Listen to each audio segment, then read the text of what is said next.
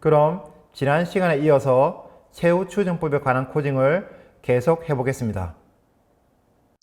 먼저 우도 함수에 대해서 먼저 해보도록 하죠. 자, 우도 함수. 함수를 만들어야 됩니다. 자, 함수를 만들 때는 항상 새로 만들기, 그 다음에 펑션이라고 치고 무조건 and라고 합니다.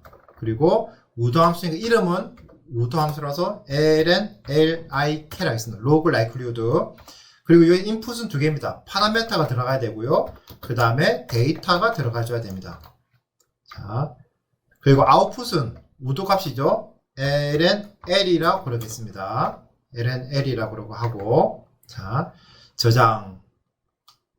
하면 저장. 그냥 무조건 저장이죠. 파일 이름은 자동적으로 이미 생성되어 있습니다. 됐고요. 자, 됐고, 이제 우도 함수의 정의에 따라서 우도 함수를 만들면 되죠. 우도 함수의 정의는 뭡니까? 여기에 매 시점마다 y의 density 계산한 다음에 로그 치하고 다 더해주면 되는 거죠. 그러면 로그 likelihood 되는 겁니다. 자, 그러면 해보죠. 여기서 데이터가 있으면 분명히 데이터 중에 y가 있을 겁니다. 저는 이 데이터 중에 첫 번째가 y라고 하고, 그 다음에 x는 데이터의 두 번째에서 세 번째가 x라고 하겠습니다. 자, 그리고 우리가 추가해야 될 파라메타는 베타1이 있고, 베타2가 있고, 시그2가 있겠죠. 시그마지고. 그래서 베타1은 세타의 첫 번째 값, 그리고 세타의 두 번째 값, 그리고 시그마 제곱은 세타의 세 번째 값이 되겠습니다. 그 다음에 우도값 ln l 일단은 0이라고 하고 for and, 그래서 이제 t는 1부터 캡t까지 라고 하겠습니다. 근데 t가 얼마인지 어떻게 아느냐?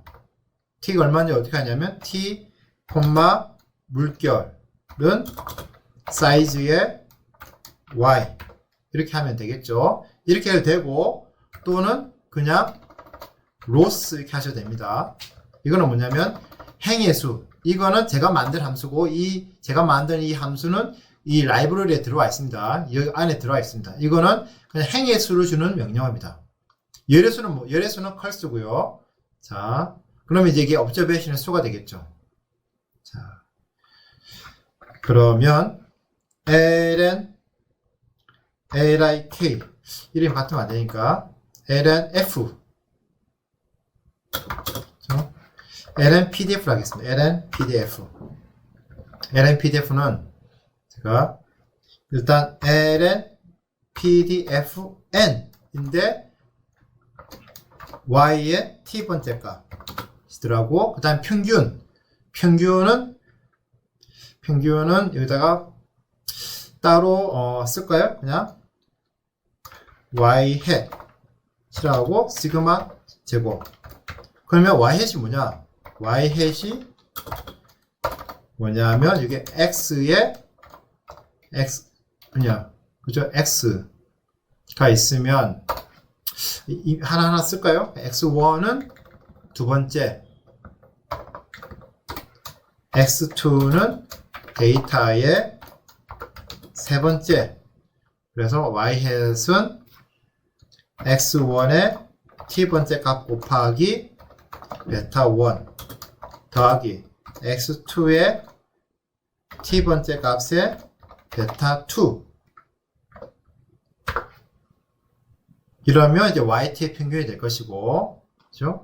그 다음에 ln ln 더하기 ln pdf. 이렇게 하면 되겠습니다. 베타, 이게 2가 돼야겠죠. 자, 이거 보시면, 원래는 ln이 제로입니다. 제로인데, 처음에 t가 1일 때는 0 더하기 ln pdf. 그러니까 t가 1일 때 우도 값이 저장되어 있는 거죠. 그 다음에 and 만나면 t가 2가 되고, 2가 되면 이제 원래 ln은 하나만 저장됐었는데 얘가 또 더해지니까 이제 두 개가 합이 되는 거죠. 두 개 합이 되고. 그래서 이런 식으로 계속 누적이 되면서 이 결국 lnl은 모든 시점에 우도값의 합이 되겠죠. 맞습니까? 그러면 이제 그게 바로 이제 우리가 계산하고 싶은 로그 라이크루드가 되겠습니다. 그죠? 자, 여기서 정말 중요한 거는 세타랑 데이터가 중요합니다. 자, 중요한 거는 세타의 첫 번째가 베타1, 두 번째가 베타2, 세 번째가 시그마 제곱. 이거는 우리가 마음대로 정하는 겁니다. 우리가 마음대로 정하는 거고, 우리가 이렇게 마음대로 정했기 때문에 나중에 메인에서 우리가 초이값을 줄 때도 이 베타1, 이 세타가 3/1이니까 값을 3개를 부여할 텐데, 3개를 부여할 때 우리가 이걸 감안해서 첫 번째는 베타1, 두 번째는 베타2, 세 번째는 시그마 제곱이라는 초이값이라는 걸 감안해서 초이값 줘야 되는 거죠. 예를 들어서 시그마 제곱이 세 번째인데 세 번째 값에 대해서 세타의 세 번째 값에 대해서 값이 -1이라고 초이값을 주면 안 되겠죠. 자, 데이터는 마찬가지입니다. 데이터도 첫 번째가 존스 변수고 두 번째, 세 번째가 설명 변수니까 데이터를 정의해 줄 때도 첫 번째에다가 설명 변수, 두 번째, 세 번째에다가는 우리가 첫 번째 존스 변수, 두 번째, 세 번째에다가는 우리가 설명 변수를 넣어줘야 됩니다. 자, 한번 해보죠. 그래서 먼저 일단 쉬운 것부터 데이터는 첫 번째 y 그리고 그 옆에 x를 붙여줍니다. 그럼 그러면 데이터는 처리가 됐고, 자, 그 다음 쉬운 거 세타 제로 초이값, 그죠? 앞에 두 개는 베타1이랑 베타2고 마지막은 시그마 제곱입니다. 그래서 베타는 뭐 플러스에서 마이너스에서 모르니까 0 그 다음에 시그마 제곱은 반드시 양수해야 되잖아요. 모르니까 1 이렇게 두겠습니다. 초기값 써주겠습니다. 초기값. 그리고 얘는 자료, 그죠? 그 다음에 우도함수는 만들었습니다. 이미 우도함수를 만들었고요. 그 다음에 제약함수를 만들어 보겠습니다. 제약함수 어렵지 않습니다. 제약함수 방금 함수를 말씀드렸잖아요. 그러면 무조건 새로 만들기, 그 다음에 펑션, 그 다음에 end 하고 여기다가 이제 파라 m const 라고 하고, 이거는 인풋이 똑같습니다. 세타 데이터. 뭐 데이터는 사실 거의 쓸 일이 없지만 들어가야 됩니다. 그리고 여기다 저는 보통 valid 라고 칩니다. 이게 뭐냐면 유효하다 안 하다 뜻이죠. 그러니까 valid가 1이면 유효,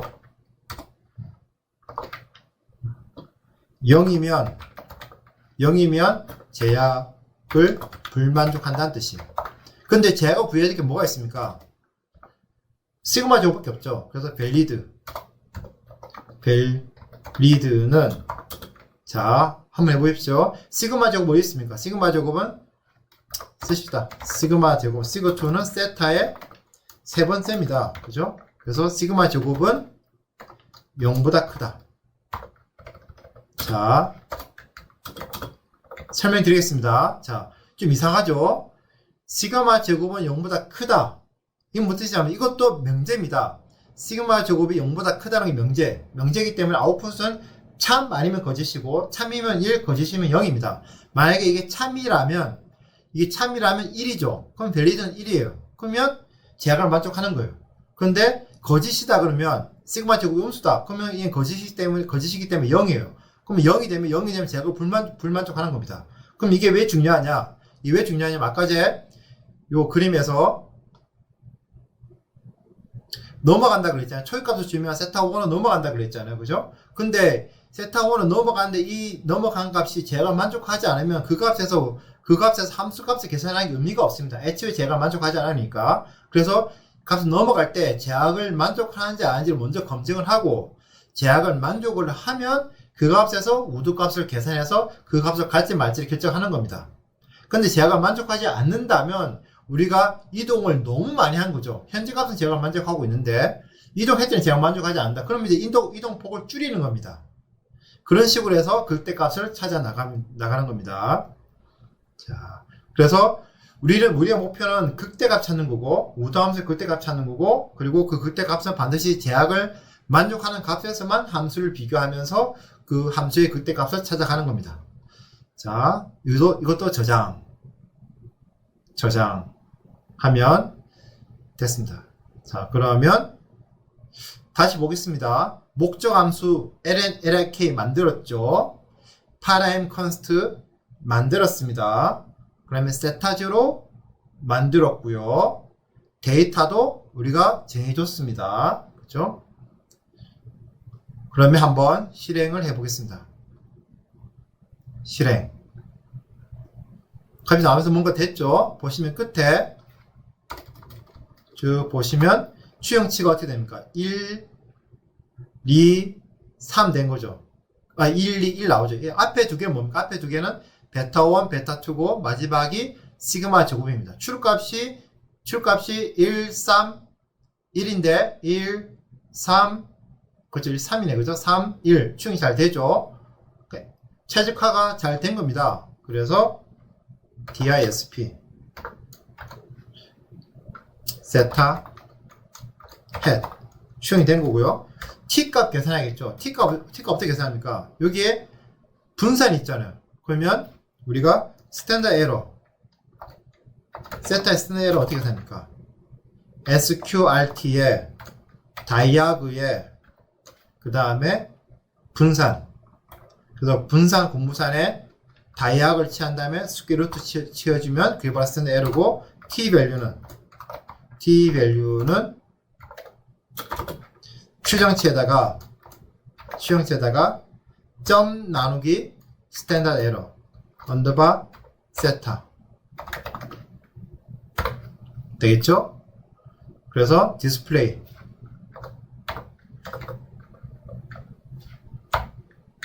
그리고 여기다가 T 밸류 하면 되겠습니다. 이렇게 해서 다시 한번 실행을 해보죠. 실행하면 잘 됩니다. 그죠? 잘 되죠. 보면 1, 3 그리고 1 가까이 나옵니다. 그죠? 만약에 설명 변수가 3개다. 그러면 이거 3개가 되겠죠. 요거 3으로 바꿔주고 1, 3, 2라고 하겠습니다. 1, 3, 2 라고 하고 그 다음에 그럼 초기값 바꿔줘야겠죠. 초기값을 4개를 줘야 됩니다. 현재 3개니까 0, 0, 0, 1 이렇게 주고요. 반드시 줄 때는 컬럼 벡터로 줘야 됩니다. 이런 식으로 컬럼 벡터로 줘야 되고 그렇죠?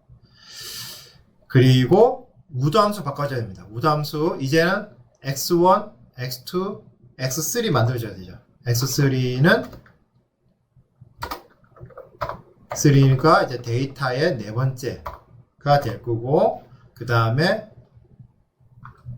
세타 3가 베타 3가 될 겁니다. 베타 3가 될 것이고 이제 세타 4가 시그마 제곱이 되겠죠. 평균 바꿔주겠죠. 이제 설명 변수 하나 더 늘었으니까 평균도 하나 더 바꿔주겠습니다. 베타 3 x 3 그죠? 항상 카피 페이스트 조심하셔야 됩니다. 카피 페이스트 할 때 우리도 모르게 실수를 많이 합니다. 그러면 그 외에는 바꿔줄 게 없을 것 같고 그 다음에 파라임 컨스트 이제 시그마 제곱이 세타에서 세 번째가 아니죠. 네 번째입니다. 그래서 네 번째 4 바꿔주고 그럼 다시 메뉴로 가서 우도함수 바꿔줬죠. 파라임 컨스트 바꿔줬죠. 초기값도 바꿔줬고 그 다음에 데이터는 바꿔줄 거 없죠. 이미 그죠? 이미 바뀌어져 있습니다.